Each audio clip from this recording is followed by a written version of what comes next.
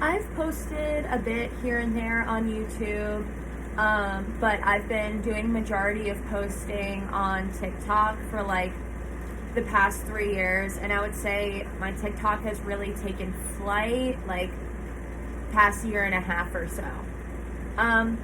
The reason why I'm making such a casual video like this is because they always say you need to just put yourself out there, right? And yeah, I look insane, but this is the reality. I am suffering so deeply from PTSD. I am so lucky for how my life events have lined up almost so perfectly because I'm also a bartender, and you'd be like, how are you resting so much this summer? Because I've been sleeping so much, and it's because of the service industry and bartending. And then I go back to graduate school in the fall. In January of this year, my father strangled me after we were in a verbal altercation. And my current boyfriend walked into the house, and like the way I watched my dad go from absolutely animalistic, choking me on the floor, like this just pure evil in his eye. Like he just looked so fucking evil. And then when my boyfriend walked in, he just got right up. Just got right up from what he was doing, because the harsh reality is that even though he was being animalistic and I thought he was gone, he still knew what he was doing was wrong. How scary is that garbage? Yeah. How scary is that? And then,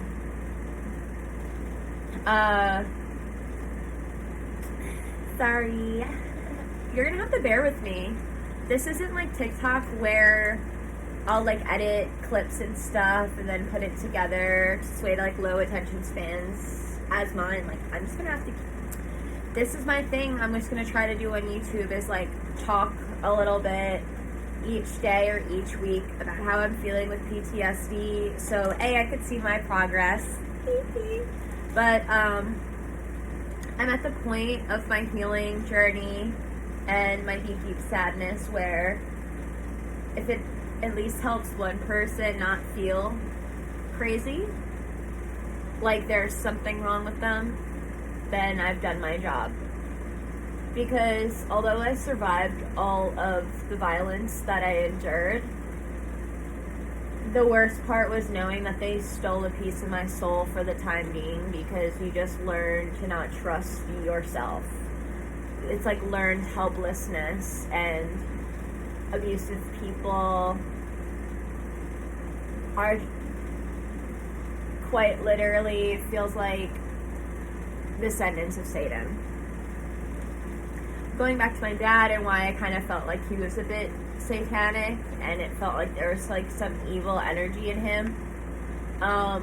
When my boyfriend came in and my dad got off the kitchen floor after choking me, he stands up straight and he's like, what? And my dad then goes, call the police, Anna hit me.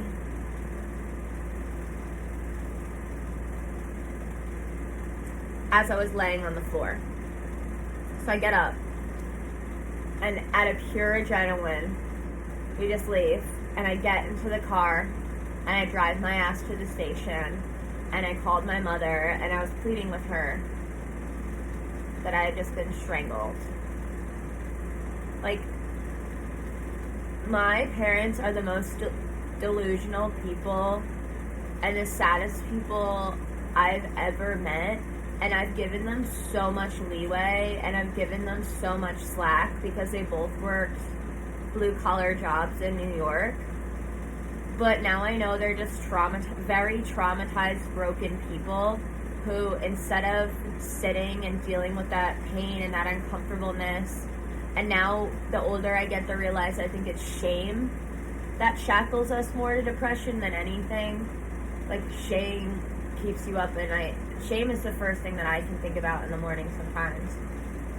But anyways, like, they're the actual embodiment of like what happens when you don't take care of yourself. And at first the PTSD, because it's August now, at first the PTSD was just clips of when my dad got into this like crazed look and I like knew it wasn't going to be good. It's like having that moment where you just like kind of accept your fate. Like, he first pushed me into the kitchen island and I got up and it hurt so bad and it bruised my left hip, which still hurts to this day. And I get up and I was like, screw it. And I slapped him across the face. Because what's wrong with you? And then I saw him and he started strangling me. And it's like, I just knew it was going to be bad. And at first, that's what my PTSD loop was, just the moments leading up to it, just his face.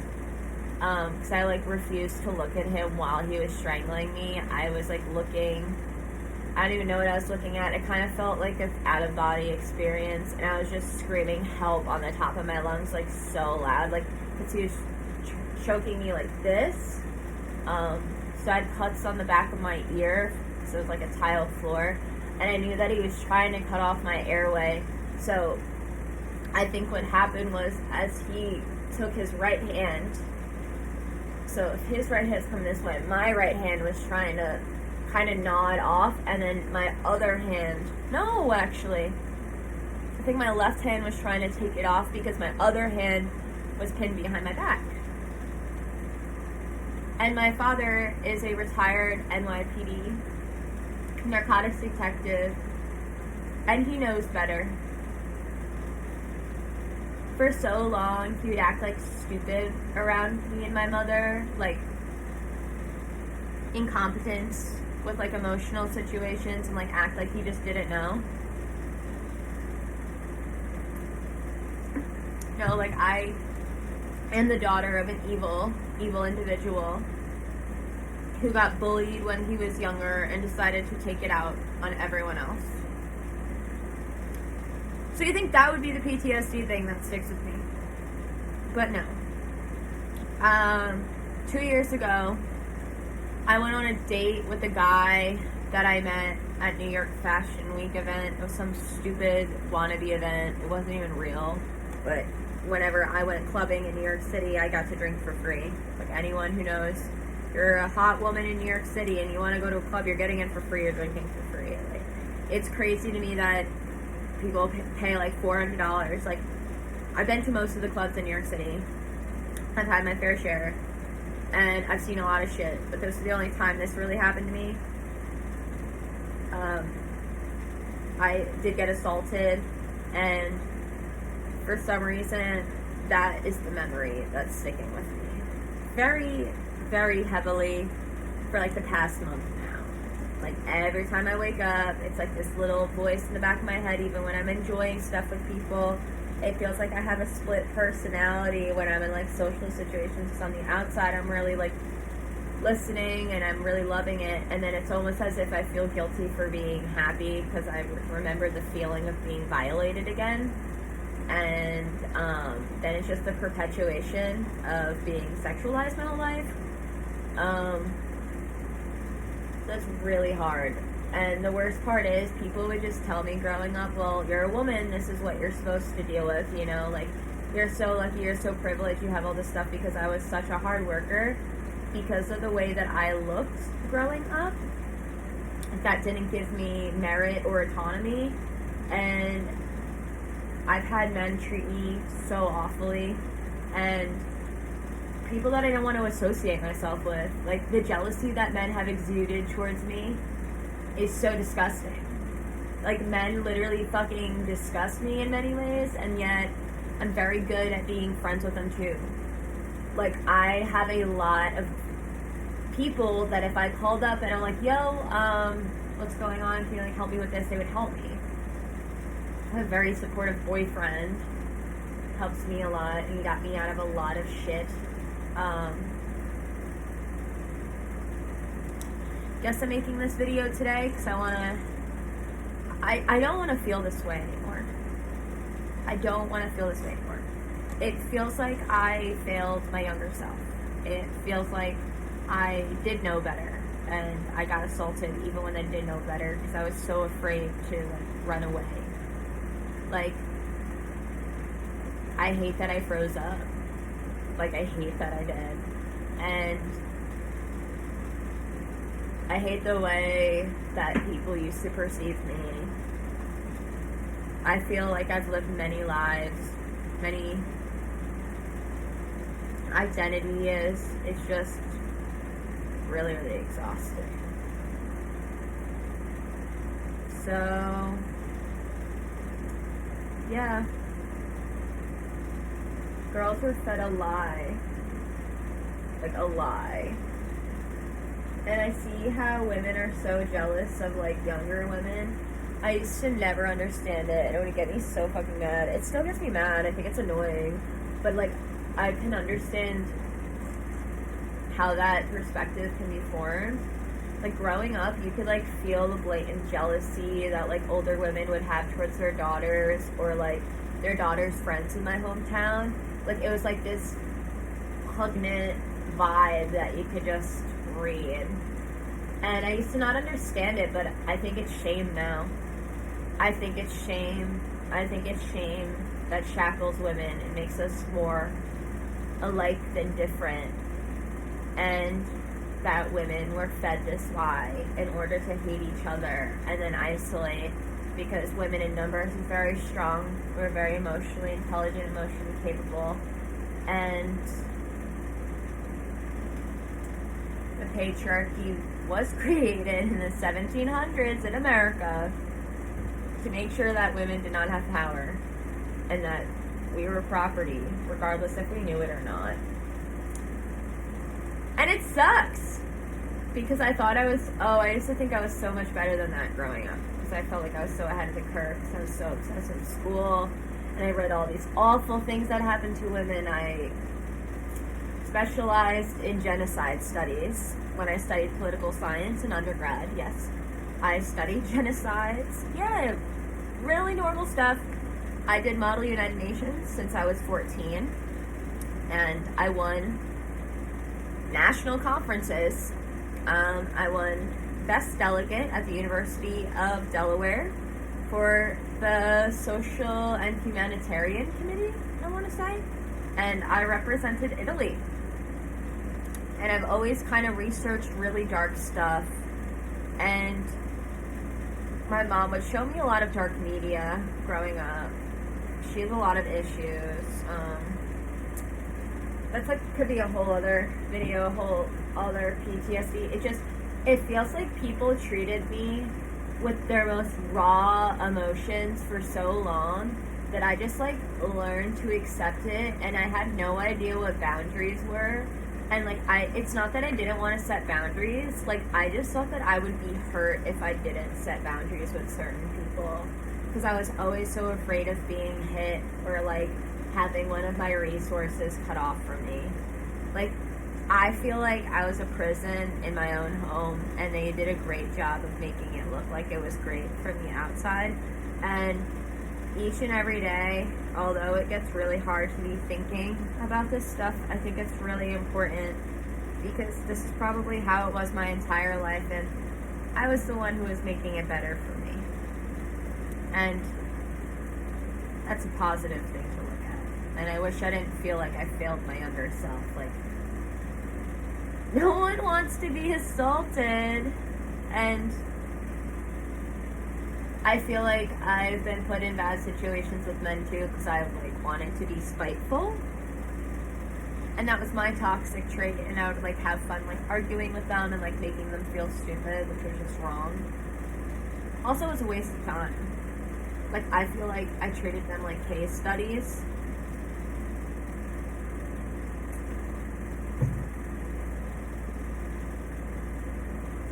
It feels like a million years ago I was 14, but also feels like yesterday I was 14. But all I know is I'm going to try to keep myself accountable. I'm going to try to post raw how I'm feeling with PTSD, because I want to see how I want to improve. I don't like feeling this way. I really don't. I'm trying not to. The past is the past. I survived, and I should be happy about that. But I feel permanently gross because of shit that happened to me. And I think also has to do a lot with Catholic guilt, purity culture. Yeah. And I guarantee you, old people don't care, because you're old. I worked at a country club as a lifeguard, and it was predominantly rich old Jews. And those were the horniest people I've ever experienced. Anyway. I want to keep myself accountable. And hopefully I start to look better than this.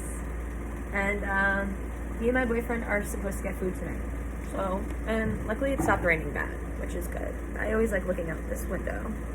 And one of our really nice people at the bar that my boyfriend works at passed away. So my boyfriend is going to his wake today. And then that also put me in perspective, because I'm he was so cool. And he made me feel really good about the fact that I played clarinet. Thanks, Jeff. That was really nice. I'm sorry that you died, but you're giving me perspective. So, I guess that was putting me in perspective too, because it's I know a lot of people who died. My aunt passed away in March, and I couldn't go to the funeral because of everything that happened in January, and I know that life is short, and I know that people would do anything to have more life, and I want to enjoy it, and I used to enjoy it. I loved it so much, so carefree, even in the height of my abuse, so carefree. I was having so much fun. I don't like how all of a sudden I'm feeling this guilt. At 24, I'm feeling this guilt. I don't like it. I want this guilt to go away. Anyway, have a good day, Stinkies. Hopefully I get some good food today, and hopefully I start to feel better. Bye.